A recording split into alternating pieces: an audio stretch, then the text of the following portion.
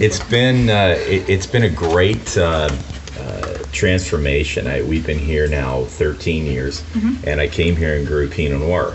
But my background, I grew up on a small apple farming community in South Pickering. Right.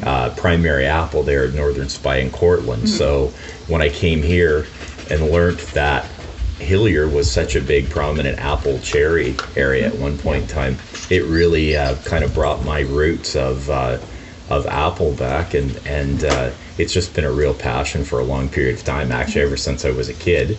And this is our first batch, and the ciders that I like, my family background being from Ireland, but I'm really trying to capture that, but also the ciders from Brittany. And the Brittany ciders are just my favorite. Yeah. they just have so much character, just the nose, and I just like that kind of flavor variation. Going to Ireland about 5 years, one thing that I found very interesting was that they're actually trying to preserve and save their cider trees because they're losing that old world traditional characteristic with some of the cider apples. So there's a real resurgence going on in England, Ireland, and here. I mean, even the property here was owned by his last name was Wilson. He was actually captain in the Battle of Waterloo, so came here in the second wave. And there are original cider trees out along my hedgerows and in the back that I'm actually going to make a cider from this year. One, I've never seen a trunk on an apple tree like this before. If you've got the dogs, maybe we'll take a quick walk. I can let you have a look at it, but it's really interesting. And he would have planted that probably a couple hundred years ago. So why don't you just tell us who you are and where we're at right now? So my name's Chris Brainy. This is Coal Creek Vineyards, and it's been a great little project. As I said, we came here 13 years ago. The barn you're in right now was restored. Used to be an old dairy barn, and the house on site. So kind of, I think you can tell just by looking around, I'm an old soul. I really relish old traditional buildings, and it really just kind of goes along with the character of the cider I'm trying to create. It's been a great community, made so many great friends. I couldn't be any happier than being here in the county. It's almost feels like I've been here, very similar to the kind of community I grew up in, and this is what we wanted. It's worked out really well. Great area for many things. My Pinot Noir on site, I'm very passionate about. We have exceptional fruit. We sell it to Clausen Chase Winery, which I'm also the brand ambassador of the winery there. And they just do such a great job with it. It allows me to focus on my small batch ciders while they're making great, fantastic Pinot Noirs at Clausen. And this is your first first available offering you have. This is the first release we've ever had here, and I've been working about. I didn't want to do it too soon. I really believe in small batch and garage yeast, even when it comes to cider. And I've been experimenting for many years, and I just finally feel like I've got the right. We do it in French oak. Actually, I'll take you down the cellar after we have a bit of this to try something else that's going to be released in the fall. You might find interesting, but everything's French oak, small batch. We did 3 barrels this year. I'm probably, as I said, I'm going to extend probably to about 4, no more than 5, and every year just stick at that and just hammer home on. It's a passion project for me. It's I really want people to experience some of those flavor variations, just the characteristics of some of that really great traditional ciders that obviously you're quite excited about. So I think you'll. I've been really happy with some of the reviews that we've had since we opened on the weekend, without people knowing. There was one review from a gentleman that said exactly this reminds me of the characteristics out of Brittany, and to me that was very exciting to see that people were picking up on that. So what's the plan beyond that? Small batch runs, sort of year to year. When do you plan to have them available? Are you going to make them online? I'm going to stay pretty much farm gate, so it's going to be first come, first serve, and just kind of have that revolving. I really like that personal talking to people. I mean, it was a great weekend just having people, and it was a really nice, slow, easy progression. that we had. People were. I felt people had a real experience, and that's really important to me. And it sort of enhanced what we were thinking, what we wanted to do, was to allow that and give people that kind of one-on-one kind of talking to cider maker. My daughter's been involved with it too, with me and my family, and it was a pretty great weekend. It was great. And as you said, it's very much a community here in Prince Edward County, and obviously now doing it with your family as well, which is great.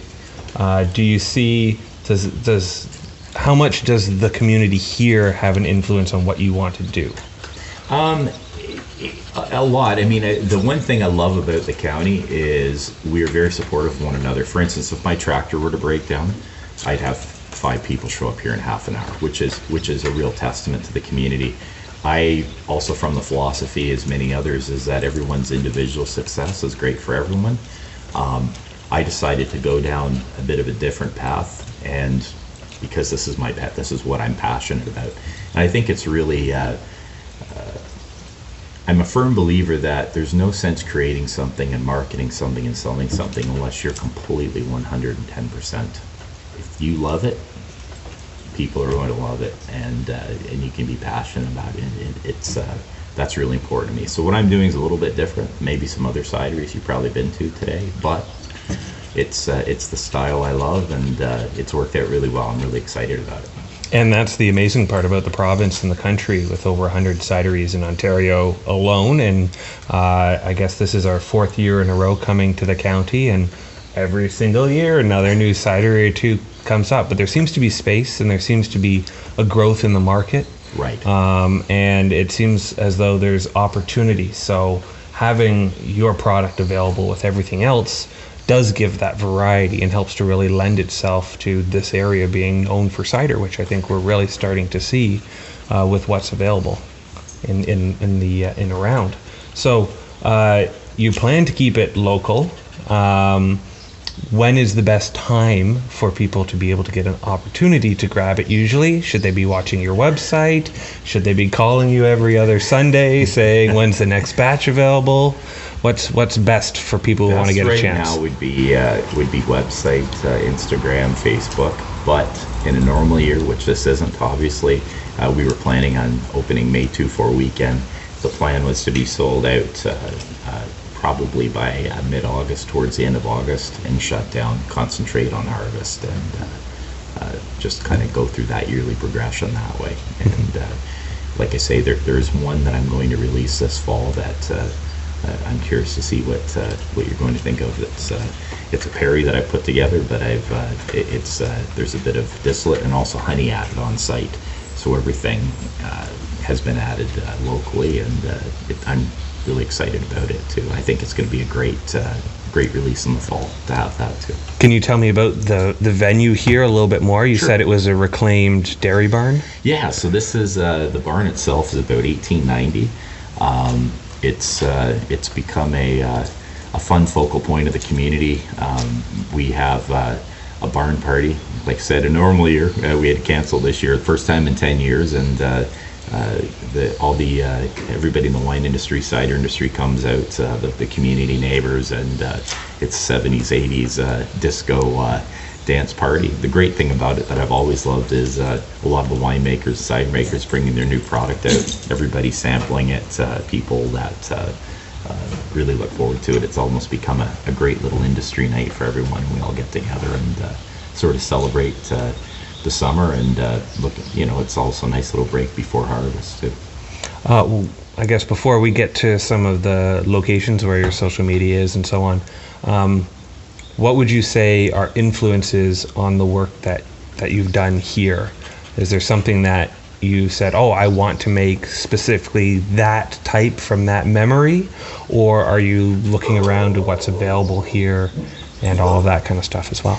It's as I said, my family coming from Ireland, certainly a lot of the characteristics from the Irish ciders that I kind of grew up with, but I would say my catalyst goes right back to my earliest one of my early stages, the first job that I had was working in an orchard, and it was sort of a legend in the community. Sold his apples down at St. Lawrence Market, and his name was Cameron Watson. He taught me everything I know at a very young age about apple. His true primary focuses were Northern Spy and Cortland, which I think do exceptionally well in that North Shore of Lake Ontario. So that stayed with me, but just the process of, I'm also the chair of the Durham District School Board, and one of the reasons why we came out here 15 years ago is I miss pruning fruit trees. I was into wine very heavily, and the process is very similar. Viticulture and orchard work around the same periods of time, the pruning, the spraying, it's a very similar process. I remember saying to my wife, I could be Prime Minister of Canada, Sylvie. I said, I'm missing pruning fruit trees. And she said, no, I think you should get back to it. Something I wish I had done 20 years earlier, but sometimes it just takes you a bit longer. And right now it's worked out really well. I think the timing for us was perfect. Yeah. Well, I'm excited to sample some of your passion Yeah. here. And where can people go for more information about you? So our Instagram post, so Coal Creek Vineyards, Facebook, and we do have a website, Coal Creek Vineyards, and there will certainly be updates now that we have opened officially, and we've released our first product. My daughter's a social media genius, and she'll be posting, doing regular updates, and informing people what's going on. We'll be sure to follow. Thank you so very much. Yeah, thank you.